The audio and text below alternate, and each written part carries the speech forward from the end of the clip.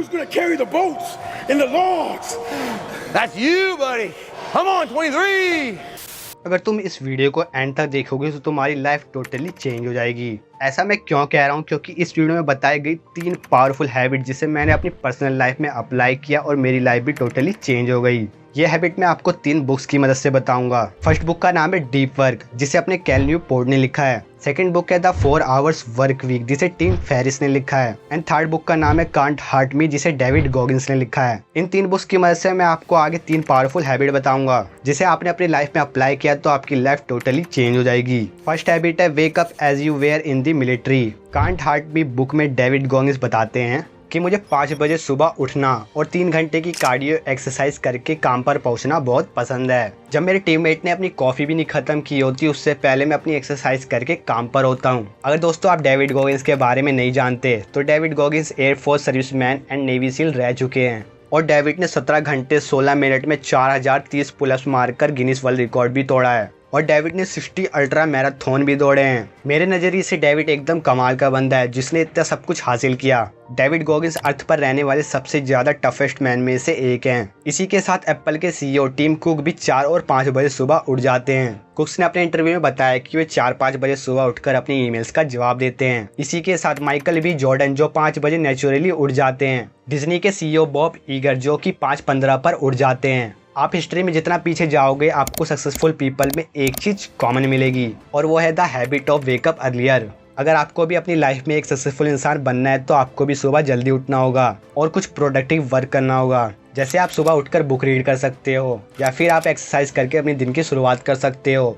Second habit the power hours. Deep work book में Cal Newport the power hours के बारे में बताते हैं। जिस काम को करने में आप 5 से 6 घंटे लगा देते हो आप उस काम को 2 से 3 घंटे में भी फिनिश कर सकते हो। वो कैसे, चलो मैं आपको बताता हूँ। जो हम 5 से 6 घंटे का काम करते हैं उसमें हम डिस्ट्रैक्टिव वर्क करते हैं, जैसे कभी काम के बीच में इंस्टाग्राम खोल लिया या तो कभी गेम खेल लिया। इससे आपका हाइपर फोकस टूट जाता है और आपको उसे वापस बनाने में काफ़ी टाइम लगता है। और अगर वहीं आप डीप वर्क का कॉन्सेप्ट यूज़ करोगे तो आप उसी काम को 2-3 घंटे में भी फिनिश कर लोगे।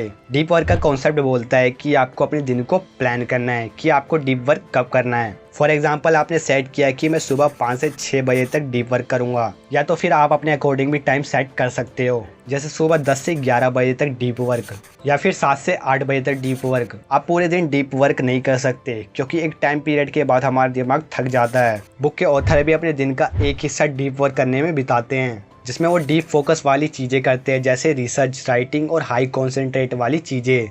Habit 3 give yourself deadlines. The 4 hours work week book में टीम फेरिस बताते हैं पार्किंसन लॉ के बारे में। If you give yourself a long time to complete a task you will likely take longer to finish it. For example अगर आप एक student हो तो आप अपना सिलेबस 2 महीने, 6 महीने या फिर 1 साल में भी ख़त्म कर सकते हो। वो कैसे, लेट आई एक्सप्लेन यू। अगर आपने अपने आप को डेडलाइन दी है कि सिलेबस 2 महीने में ख़त्म होगा तो वह 2 महीने में ही ख़त्म होगा। जैसे जब एग्ज़ाम आते हैं तो वो स्टूडेंट जिन्होंने कुछ नहीं किया होता वो अपना सिलेबस ख़त्म करने में कम से कम टाइम लेते हैं, चाहे सिलेबस इफेक्टिव मैनर में ख़त्म हो या ना हो। बस इसी का उल्टा आप इसे साल के शुरू में भी कर सकते हो। सिमिलर अगर आप अपने आप को 6 महीने की डेडलाइन देते हो तो आपका सिलेबस 6 महीने में ही ख़त्म होगा। इसका मतलब आप अपने दिमाग को जिस तरह की गाइडलाइन दोगे वो वैसा ही काम करेगा। चलो इसे इलोन मस्क के एग्जाम्पल से समझते हैं। जब इलोन मस्क फैल्कन 1 रॉकेट बना रहे थे तो वहाँ पे इलोन मस्क ने पार्किंसन लॉ का यूज़ किया था। इलोन मस्क के सामने चैलेंज था कि उन पे लिमिटेड टाइम एंड रिसोर्स था और गोल था रिलायबल रॉकेट बनाने का जो केपेबल हो ऑर्बिट तक पहुँचने में। इलोन ने फैल्कन 1 में मैरिलिन इंजन यूज़ किया था जिसे इलोन मस्क ने बहुत कम टाइम फ्रेम में बनाया था और इलोन मस्क ने अपनी इंजीनियरिंग टीम को भी डेडलाइन दी कि इसे जितना जल्दी हो सके उतना जल्दी बनाओ। फर्स्ट लॉन्च अटेम्प्ट 24 मार्च 2006 जिसमें फैल्कन 1 अनसक्सेसफुल रहा। जब फैल्कन 1 को लॉन्च किया तो वह सक्सेसफुली अपने लॉन्च पैड से निकल गया, बट आफ्टर 25 सेकंड के बाद इंजन शट डाउन हो गया। कारण था फ्यूल लीक और फैल्कन 1 अनसक्सेसफुल रहा।